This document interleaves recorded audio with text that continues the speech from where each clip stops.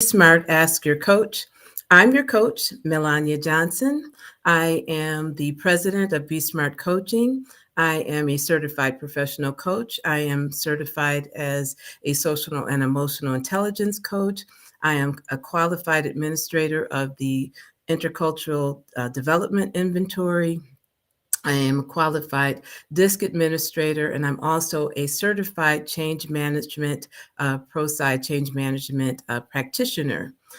In my practice, I help individuals and managers and leaders and teams become better in terms of their performance. And I do that with focusing on four areas. One is building greater levels of social and emotional intelligence, greater levels of intercultural competency. We help them to create communication savvy and build exemplary managerial behaviors. And we do all of this so that employees can have a safe and psychologically and physically safe environment to work, to be fully engaged, to be productive, and to be loyal to their work and build loyalty towards organizations. So that's what I do. That is why I am here today. I'm always excited to join you. This live stream is an opportunity to answer questions that you may have, and that I might be able to provide some insights or different perspective.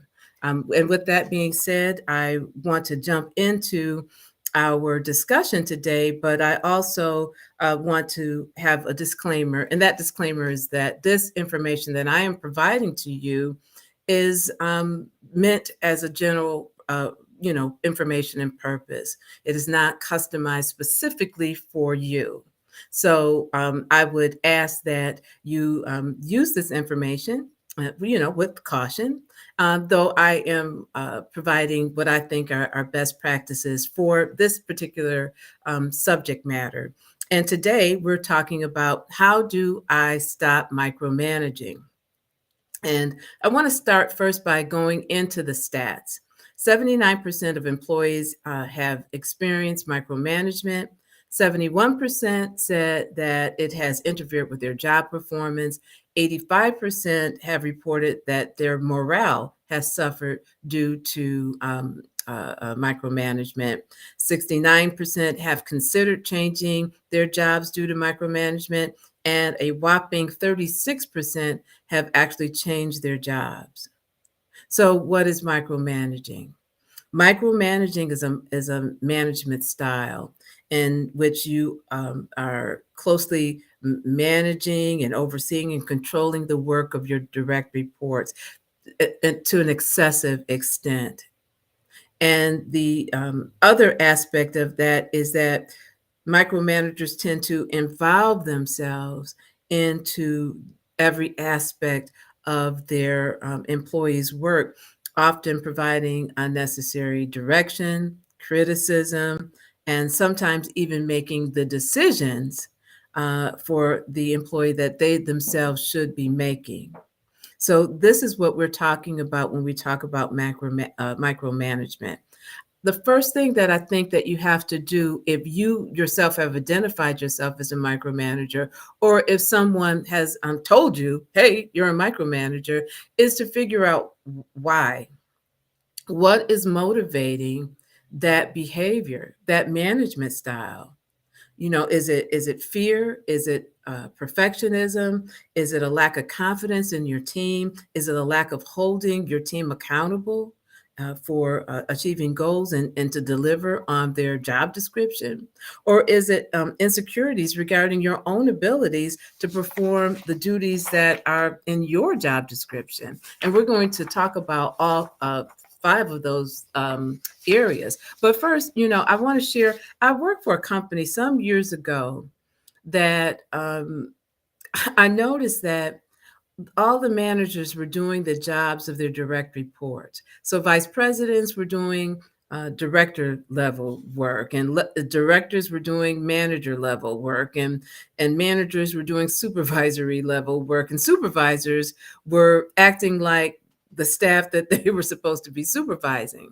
They didn't realize that they had the power and authority, and more than that, the responsibility to actually supervise. They saw themselves no differently in terms of their responsibilities than the people that they manage. And when I took a deeper look into what's going on there, what I realized is that there was a lack of accountability, holding people accountable to do what it was they were hired to do. So when we talk about micromanagement, what is the impact on employees? It is anxiety, it's stress and frustration. It's low self-esteem because you don't think that I can do my job. It's underdeveloped and poorly managed teams because they don't have the wherewithal to actually do what they are put together to do because there's constant interference. There is a lack of autonomy, and adults need to feel autonomous. And then there's just a low morale at the end of the day. So I think of micromanagement a little bit differently than others might. I see that it is sort of an addictive behavior. Micromanagers will tell you, well, I can't help myself. I mean, if you want something done, you have to do it yourself. If you want something done right, you have to do it yourself. It's a habit. And this habit is not easy to break, but it must be broken if you want to lead high functioning teams. So let's unpack that first area, fear of failure. Why is failing so scary for you? That's a question that you have to answer for yourself.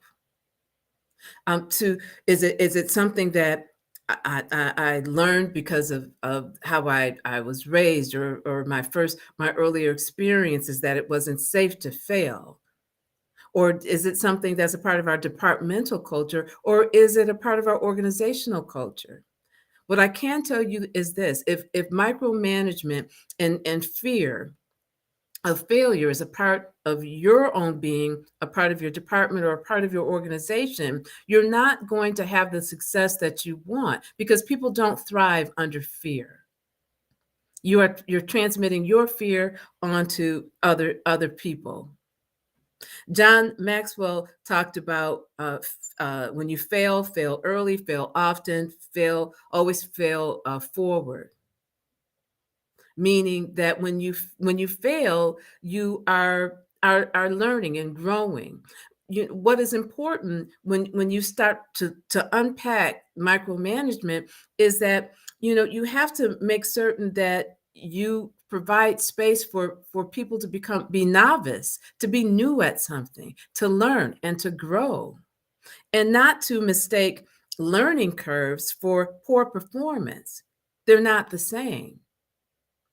Learning and failing and learning from that failure and growing is a part of evolving and growing, and you have to allow room for that. Some years ago, I had a project to implement an organization's first learning management system, organization wide, and I managed that project. We launched on time. We had no hiccups. After the launch, we might have had a handful of issues that were really user error that were easily fixed. It was a home run. But as in any platform that you start to use that's new to you, you start to dig a little bit deeper, and you're learning. And so you're going to make mistakes. You're going to have some challenges, but it's all a part of the process. And I remember a number of times that my manager would refer to that as, you're struggling. You're struggling with this. And I was so taken aback by that word struggle because I didn't see it as a struggle. What I saw it as I was learning. But what I learned from that word that I felt was demoralizing because I'd done such a good job. And that person had told me that I had done such a good job, but it felt demoralizing. And I learned that there's no room for growth here. There's no room for experimentation. There's no room for failure. There's no room for mistakes. I have to be perfect, and I have to be perfect now. And that is a recipe for disengagement. I would ask you, if you are a micromanager, to start to reframe that idea of fear of failure. Thomas Edison's teacher, one of his teachers, said that he was too stupid to learn, right? The man died with over 1,000 patents and also probably uh, uh, failed uh, 1,000 times just trying to invent the light bulb that we all enjoy. But what he looked at failure a different way. He didn't call it a failure. He said that I haven't failed. I found 10,000 ways that won't work. He reframed what he considered a failure. And so I would encourage you to do the same. Not to look at what is driving this fear and start to work on that. Number two, perfectionism.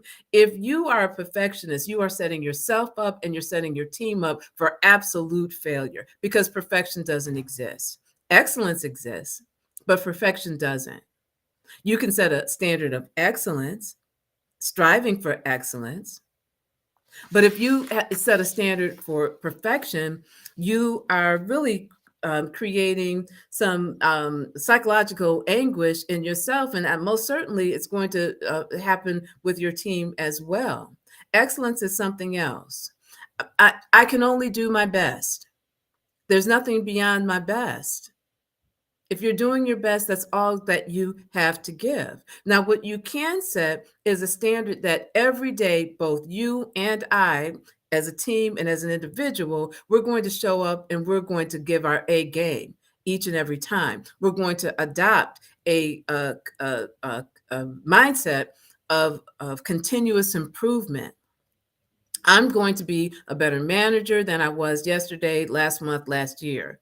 You're going to be a better employee. Every day, we're going to strive to improve on our performance, and we're going to celebrate that.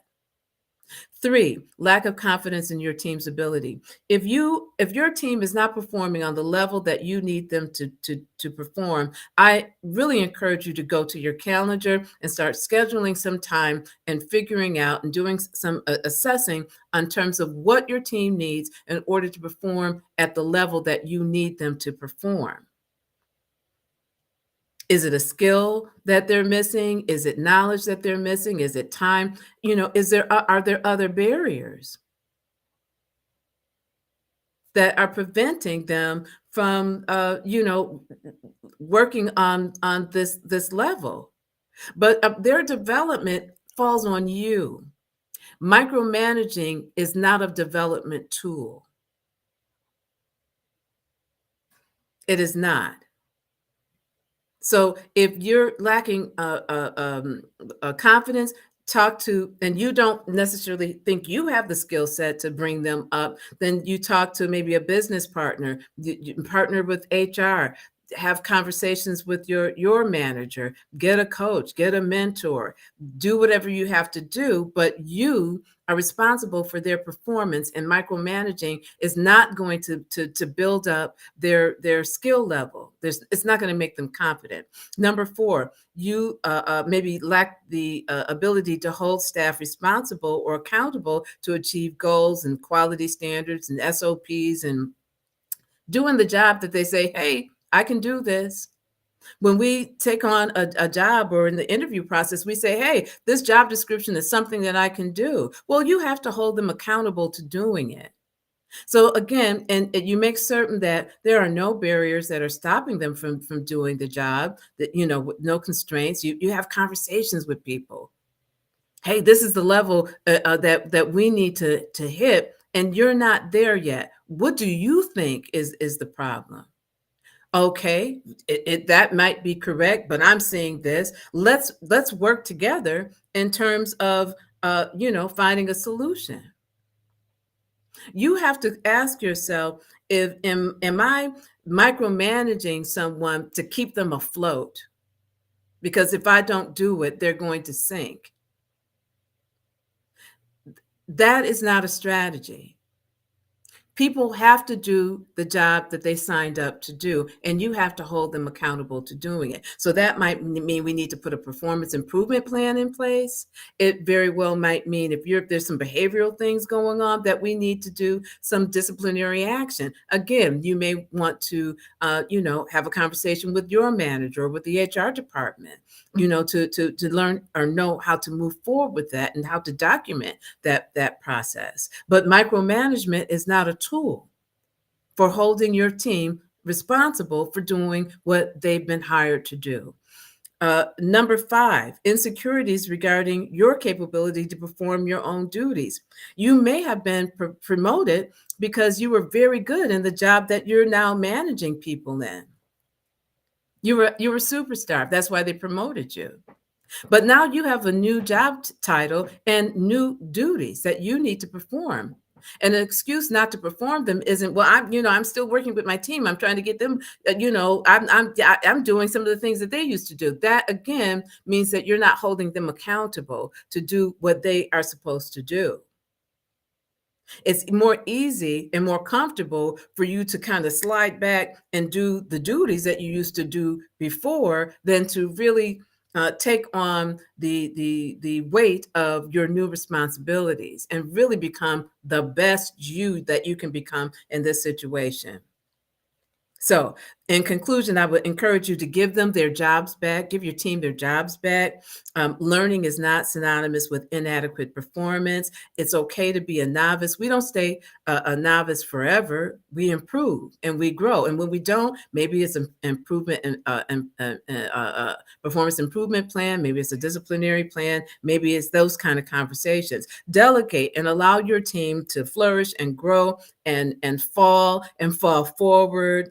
Give them a chance to earn your trust. And when they don't, give them feedback about it and a plan to move forward. And when they do, give them feedback about it and celebrate their success.